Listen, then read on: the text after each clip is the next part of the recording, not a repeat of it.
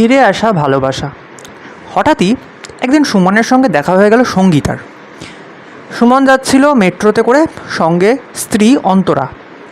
সুমনকে দেখতে পেয়ে সঙ্গীতা কেমন যেন একটা অস্বস্তির সঙ্গে মুখটা ঘুরিয়ে নিল। সুমন এক ঝলকেই বুঝতে ঠিকই পারল যে সঙ্গীতা ওকে দেখতে এবং চিনতে ঠিকই পেরেছে। ও একবার হাত নাড়ল, কিন্তু সঙ্গীতা সেটা দেখেও যেন দেখতে পায়নি, এমনভাবে ফোনে মন দিল। এই সঙ্গীতা ছিল সুমনের কলেজে ক্লাসমেট। সঙ্গীতা মোটামুটি নিজের ক্লাসে তো বটেই, নিজের গ্ল্যাম গার্ল লুকের জন্যে পুরো কলেজেই ছেলেদের হার্ট থ্রব ছিল। সুমনের কাছে একবারই সুযোগ এসেছিল, আর সেটা ছিল কলেজে ফ্রেশার্সের দিনে, যেদিন সিনিয়ররা ইন্ট্রো নেবার নাম করে ওকে বলেছিল, পিছনের কোন মেয়েটাকে পছন্দ বল দেখি। নিছকই মজার ছলে বলা, তবে সুমন সেদিন সঙ্গীতাকেই পছন্দ করে ফেলেছিল। সেই নিয়ে তারপরে 4 বছরই সুমনের সঙ্গে ক্লাসমেটরা ভালোই লেগ পুলিং করেছিল। আচ্ছা, তাহলে পেটে পেটে এই ছিল তোর? মুখ দেখে তো মনে হয় ভাজা মাছটা উল্টে খেতে পারিস না। লাইনে আগেই অনেকে আছে। কথাটা সত্যি। সুমনের গোবেচারা মুখ, খুব ভালো চেহারা নয়, ক্যাম্পাসিংয়েও খুব ভালো জব পায়নি। পরে না হয় 4-5টা জব চেঞ্জ করেছে, সেটাও বিয়ের পরে। অন্তরা, বিল্টু, বাপের বাড়ি, শ্বশুর বাড়ি সব দিক থেকে এমন পারফেক্ট সহযোগিতা না পেলে এই জায়গাতে পৌঁছাতে পারতো না। যাই হোক, কলেজের ওই সময়টাতে সঙ্গীতাকে পাবার জন্যে না থাক। সুমন ওই ফ্রেশার্সের দিনের পরে বিভিন্নভাবে সঙ্গীতার কাছে যাবার চেষ্টা করেছিল বটে, তবে সাহস করে কিছু বলে উঠতে পারেনি। একবার জাস্ট মাথা নিচু করে বলেছিল, আমার না তোকে খুব পছন্দ হয়।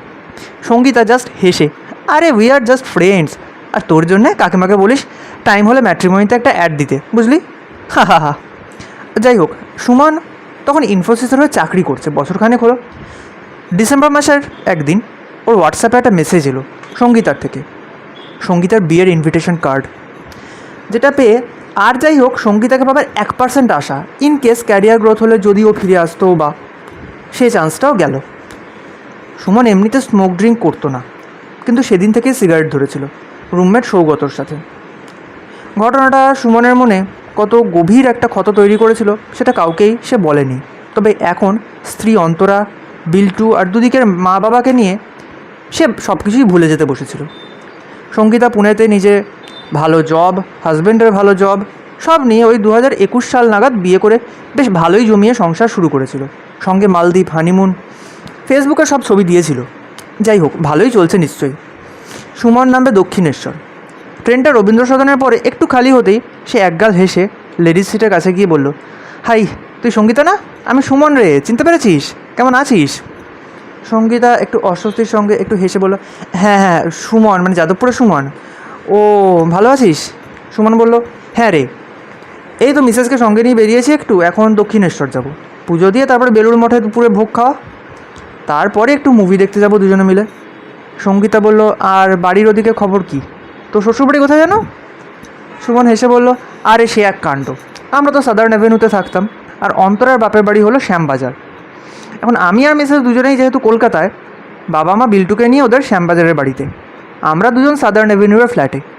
ছোটো বাচ্চা মানেই মোটামুটি হনুমান, তাকে সামলানো মানে বাবা মায়েদের এক্সারসাইজ হয়ে যায় ভালো মতো। হি হি হি। সুমনের শেষ কথাগুলোর সঙ্গে সঙ্গে সঙ্গীতার মুখটা কেমন শুকনো মতন হয়ে গেল। লাস্টে বলল, আমি চলি রে, এদিকে আমার নাম্বার স্টপ এসে গেছে, বলে উঠে হেঁটে পাশের কোচের দিকে চলে গেল। ব্যবহারটা সুমনের কেমন যেন লাগলো। সেদিন বাড়ি ফিরে সন্ধ্যেবেলা ফোন করলো আরেক ক্লাসমেট অনিমেষকে। যা জানতে পারলো সেটা হলো, সঙ্গীতার বিয়ের প্রায় বছরখানেকের মাথা থেকে সঙ্গীতার মায়ের শরীর খারাপ। মাকে দেখতে পুনে, কলকাতা, পুনে করতে হয়েছিল অনেকবার।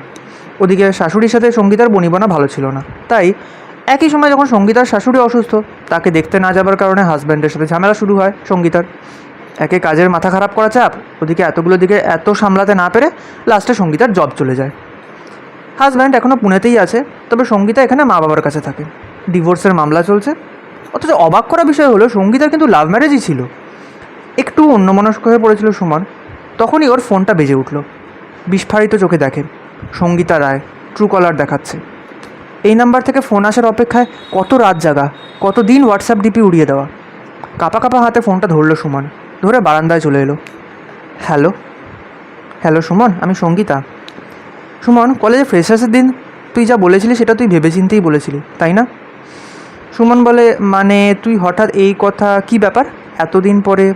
সঙ্গীতা বলল, যে মেয়েটি তোকে পেয়েছে তার মতো ভাগ্য যদি আমার হতো রে, জীবনে র্যাঙ্ক, রেজাল্ট, প্যাকেজ কিছুই রাখতে আর পারলাম না। খুব ভুল করেছি রে তোকে ইগনোর করে। তুই পালিশ না করা হিরে। যাই হোক, ভালো থাকিস, রাখি। সুমন মুহ্যমানের মতো কিছুক্ষণ রইল।